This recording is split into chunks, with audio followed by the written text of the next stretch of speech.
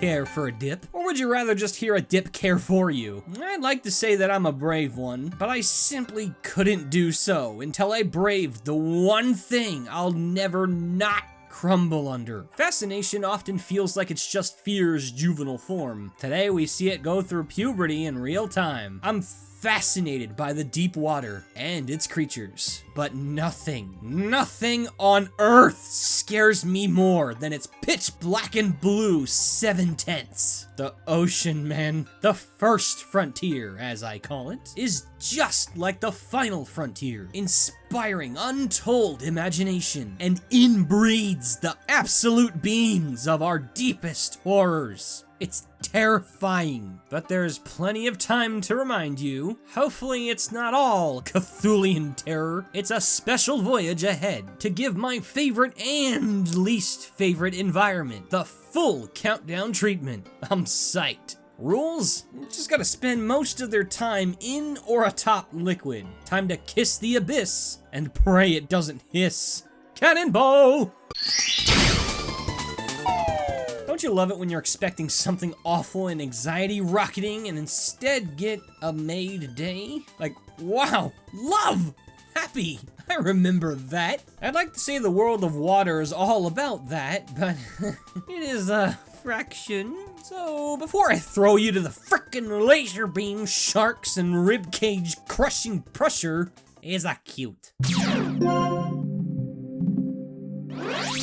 Oh my god, it's so cute! You know, I didn't expect this to be thematically catchy. I was ready to just scream over the cute water dino and liquidate all testosterone, but Dory presents a neat discussion. Naturally, the element we know squat about's gonna spark some tall tales we won't reach, and Poseidon's pet store brings the juiciest of all, the Loch Ness Monster. Mario's take on it is a lot of fun. Initial sightings reported in Hazy Maze Cave described a swimming beast guarding the marine cavern's power star. I was there. I can confirm it wasn't the most comforting thing reading the vaguely spooky hint and approaching a dark blue flippered thing from behind without seeing its face. Lung poisoning sounds nice. True story, I avoided it for a while. The game hardwired me to expect teeth, death, and no sleep. So the state of my face once I actually saw it was opening a Christmas gift kind of happy. Oh, he's so cute. Hi, wanna be friends? You wanna help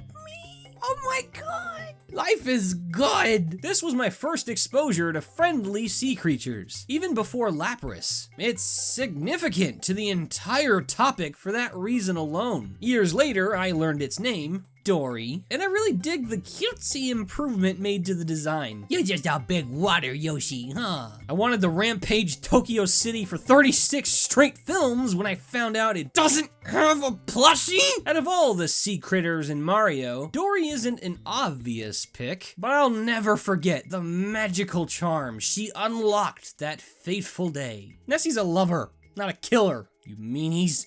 Still like this movie though. Nature is wild, and in the ironic meme sense at that. Like, come on, God, what are you smoking? Lions, tigers, bears, YouTubers? Oh my! Oh, and lots of freaky things swimming around in my scared and confused tear puddles. Stop looking at me. The weirdest animals we know. Well, guess where most of them come from? Yup. The big blue. Except, I don't know, this one might be too weird even for us.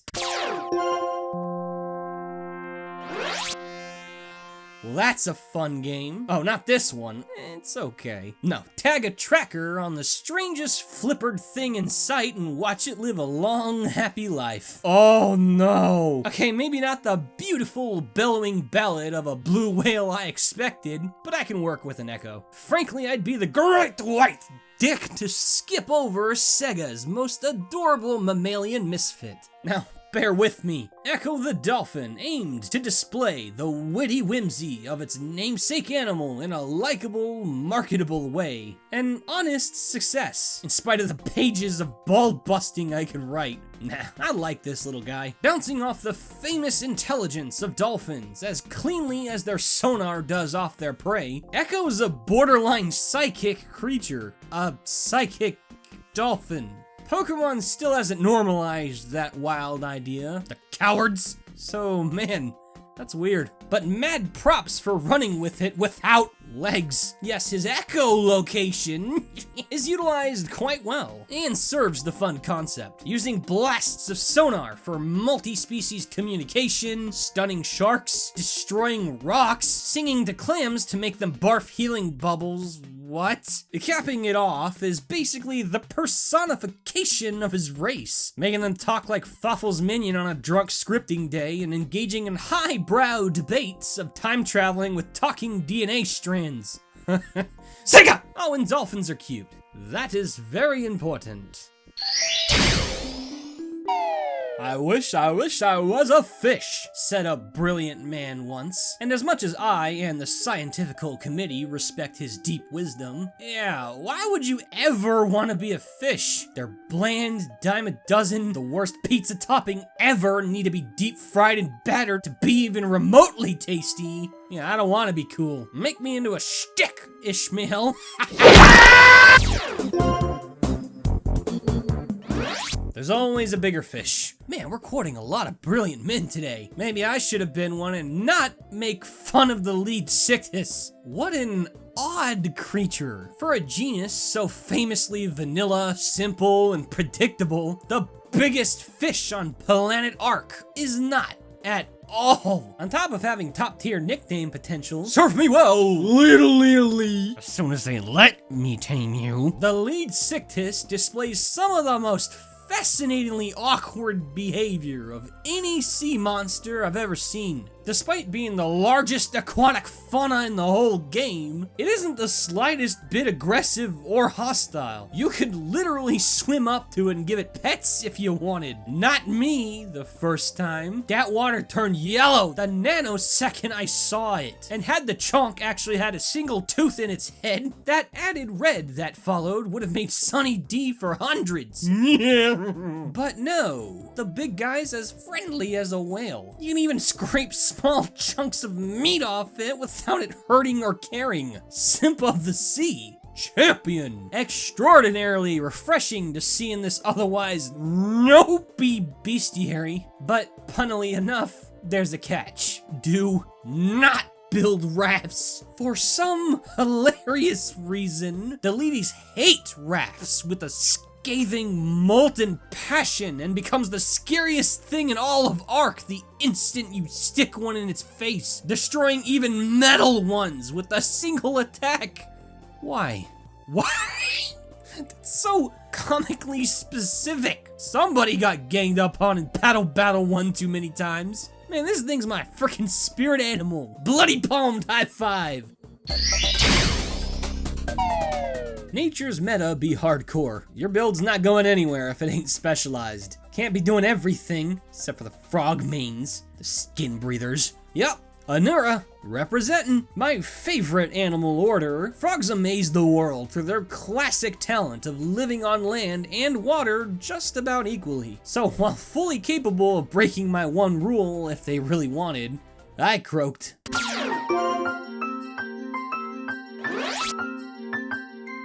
I'm sorry, okay? They made me do it. Rig it. Rig it. Oh, fine. It was hard enough doing that, but upgraded to Bionic trying to avoid a selection from the Piclopedia. So, okay, Brolimar, then why did you go with the most annoying annoyance to ever annoy? Because they my baby. I feel like that one outwardly tough, inwardly sweet zoo handler that got stuck with looking after the scary misfit critter that loves the taste of zoo handler hand. Nobody likes my little woggies, thinking they're evil. No, they just hate mean people. I love the Wollywogs, the cutest of all Pikmin creatures. Fight me and lose. The plush, derpy form of these squishy bouncy balls is among the most maligned of PNF 404's ecosystem. Like a crocodile handler talking about his scaly babies. It's not like I don't get it. Both albino and yellow variants of the Wollywog love to belly flop, and especially in the original when there was no cap of Pikmin they could crush in one giant pounce hitbox that can do it after their health was drained. Yeah, these plumply dumplings are very dangerous, especially the yellow ones with their massive defense and tendency to skulk around water. But they's a derpy little lemon, ain't they? Can't get past that. I love their simplistic, charming gumdrop-like designs, and the natural quirks of puffing up their throat sacs to hover, and the classic Wog adapting to low-light habitats with their new pale skin and better night vision. Quaint, simple, and adorable. The beauty of nature. Look beyond the surface. Just gotta look deeper, they say. Okay, cool. Thanks, Fortune Cookie. Just try telling that to a sailor and let me know how the secondhand PTSD tastes. I'd bet millions that I'll never have that no other environment causes more cases. A faint ripple slowly grows into a bubble-less shadow, and the ocean rolls overhead like the devil's tearing through a wound to get through. Accurate!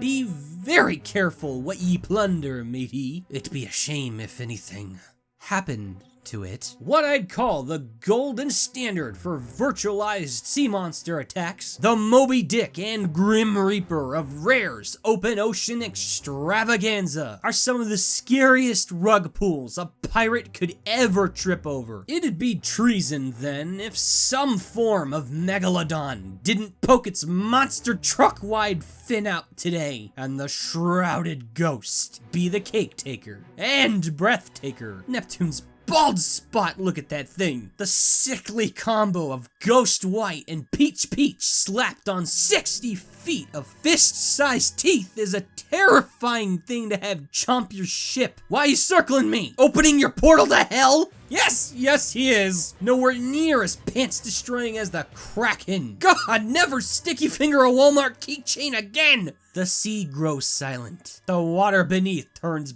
black, and out blast building long tentacles from the inky darkness, ready to drag you down. Thanks! Punish me for having a full ship, please. 30 cannon shots from a galleon to kill a Meg? Just call me Quint and get it over with. Somebody did their homework, pairing the Megalodon's attacks with the tense violin chorus, never showing anything but the Kraken's tentacles. Our suspenseful mastery, me hearties. Making the falling off of a boat a nightmare on par with Animal Crossing microtransactions. Pull me up! Pirate's life. Pirate's death. Life is art, and all art has a tease to paint them with the signature. Sadly, the classic watercolor print we call the ocean has none, cause clearly the commissioner doesn't run by rules. Neither do the animals within. So many sea creatures defy our sense of impossible, to the point where it's almost not even a word anymore. You never know when you'll spot an enemy of logic. I do.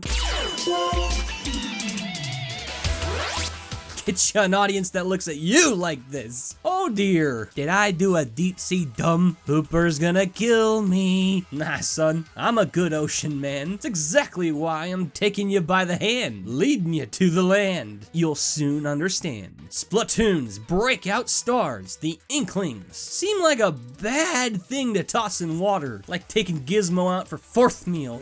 Something's gonna die. Well, yes, water canonically kills Inklings, but there were so many intricate, clever, and fun details put into them. You'll find they fit beautifully. First off, ink is over 90% water. Don't at me. Next, consider their behavior and background. Evolving from the cephalopods of today, the tentacled tykes came to be after ages of overflooding drowned the planet's landmasses, leaving very little ground left. Soon, the squids took the partial shape of the now extinct human, thus, Squid Kids. It's brilliant. Leading this all back to a natural evolution progress was a fascinating design choice, and it even links into their instinctive behavior, engineering the primitive defense non-kid squids use ink for into all-out technicolor territorial assault that Inklings fight for what little land is left, flexing their human skills with advanced firearms, and most appealing to me, using their squid genes to morph and swim through their ink for heightened stealth and mobility. Can stay in it forever and camp if you want, so swimming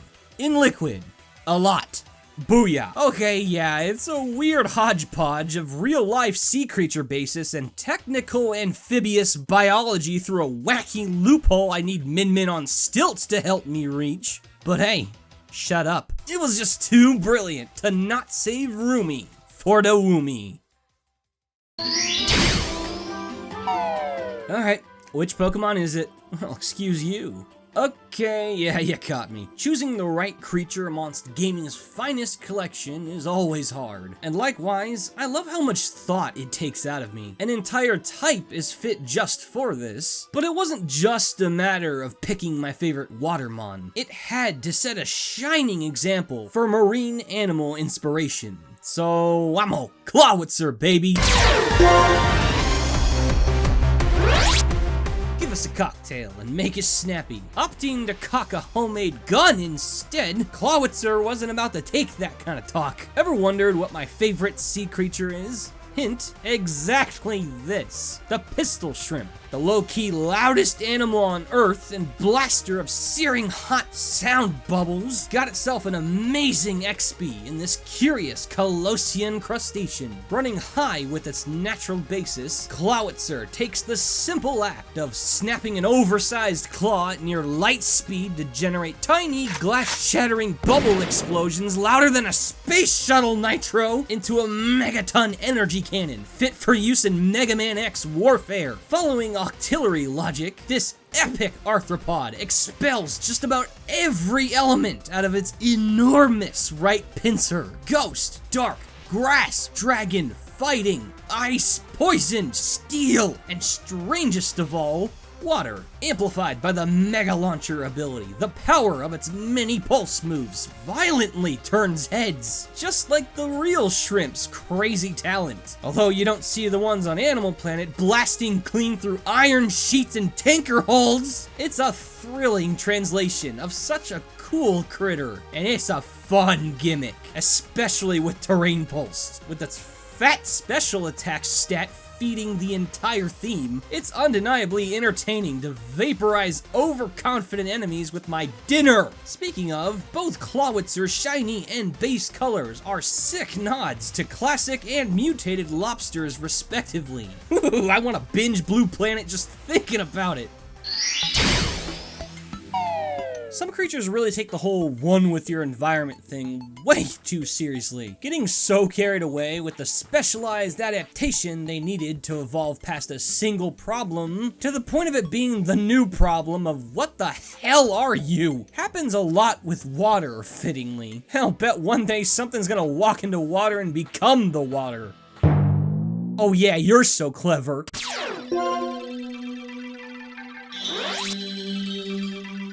So you take a stupid idea and make it awesome. The Nintendo difference. And here I thought Zoras liked salt water. Backstroke aside, you fish sticks. Your own literal element's actually cooler than you. I still love you, Sidon. Please don't kill me with your inspiring smile. Just like its dungeon home, Morpha's overhated despite being lame on the surface. Like, really? I beat the water temple just to fight water? That's like buying money. But one slap-on of the iron boots in the 3DS version, and it's easy to sink into what's really there. Very unique amongst today's bestiary, Morpha isn't a complex organism at all. It doesn't even have a face to laugh at. Ganondorf got real creative with his Lake Guardian, and magically engineered a single-cell nucleus with advanced aquakinesis, waterbending, every drop of Lake Hylia to its will in attempts to drown the hero of time in its distortive puzzles and mesmerizing torrent of trials.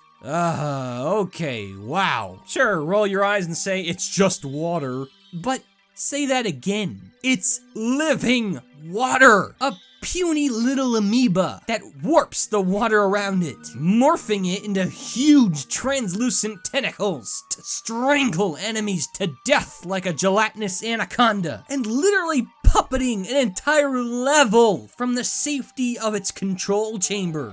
That's spectacularly cool. All your tears filled this place, or so you thought. Easily the most wild and entertaining creature design on this entire list. Way better than just throwing a big fish at us. Could have gone for a tougher fight, but hey, no point in burning water. There's something truly remarkable to be felt in something that spares no depth. It's like it can do anything. A certain magic. And that's the quality of the deep water that captivates me. We know not of its horrors, but neither its wonders. To think our evolution could be down there, and we're just not brave enough to claim it yet. Just a thought.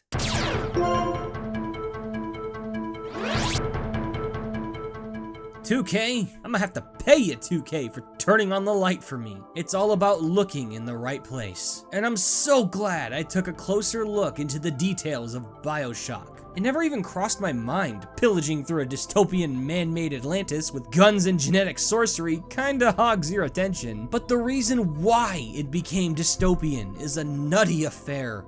This is what destroyed Rapture. Meet the Adam Slug. Well, nice to meet you, Adam, if your name wasn't so insidiously thematic. This curious mollusk of the deep-sea Atlantic is the only natural progenitor of the infamous biochemical named after the biblical figure. For good reason! Through its alien biology, a few ambitious men of Andrew Ryan's domain concocted the first plasmid, a cellular tonic that mutates your genes and basically turns you magical. And with Adam energy stored in Eve hypos, they proposed the hideous concept of evolving beyond what God gave them, and perhaps even him. Just think on that. An ordinary looking animal, a feeble, squishy booger of the sea, held the key to elemental conjuring and complete genetic rewriting.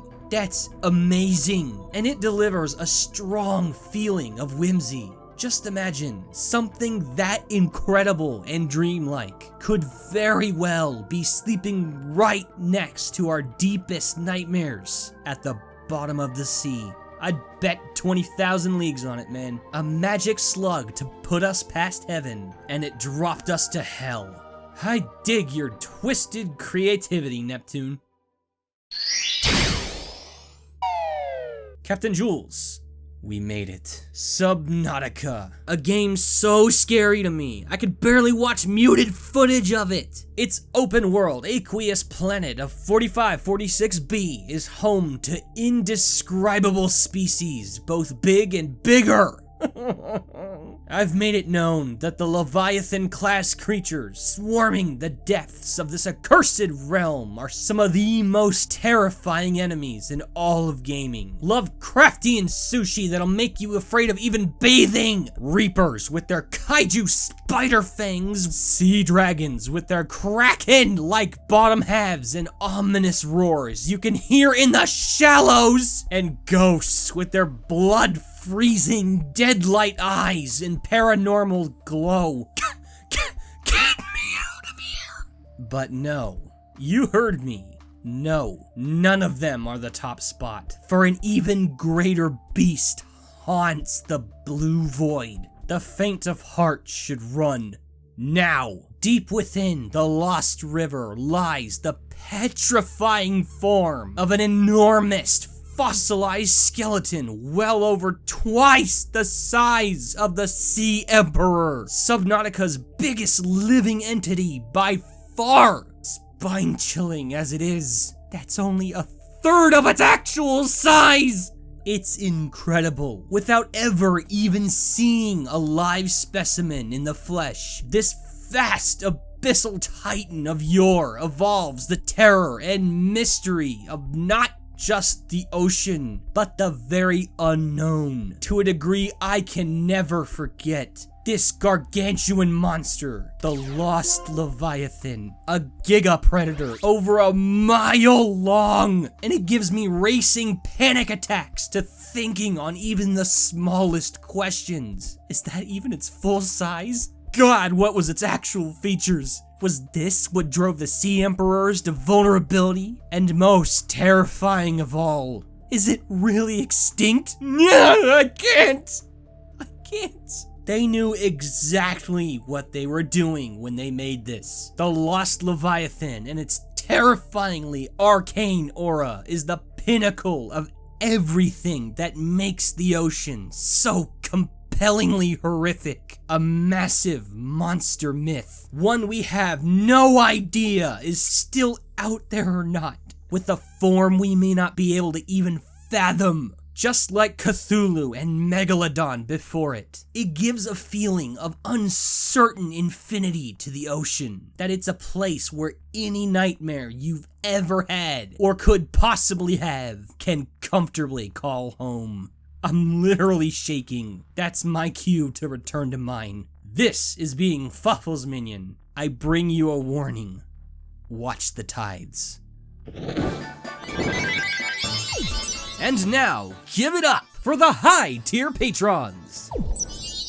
Panther J, Tubazone 1989, Diamond Ice, Skellington 977, Mathtron 5000, Goldsbro TSG, Thomas Drury, Lucario Smash 246, God fucking damn it, Alfredo Jones, Love, Sephi 90, Zero Z, Jake Arenstom, Morgan Arvite, Evie Girl 16, BF Rio, John the Pink, Renaku, Lord of Shadow, Cortamanch 437, Azazel the Undying, Cody Thomas, Peter Shepard, Christopher, GTY 200, Belkin, Michael Boyd, Steve, Masao, Exaox, put 9V in Smash Bros please, Arctic Kaiju, Gaming Griffin, Burn 100B, Patrick Sandlin, Maze Arcana, Jinxiest, Kyle Wee 21, Ray the Snivy, Douglas Jenkins, Blue 9999, Eddie Toxpin, Nathaniel Sterling, Dova Shakan, Alan, Charles Meeker II, Fencer de Rio, Roberto del Fuego, Shiro THR, Troubled Trombone, A4X Guy, Josie Bard, Anna G. Rowley, Crocodile King 25, Zay Zandaler, Alexander Gradesh, Philip Cross, The Bonding Traveler, Shade 2800, Sonic Septile Warrior, Solitaire Seamus, Grandmaster Augustus, and Dementio the Master Showman. May we meet again!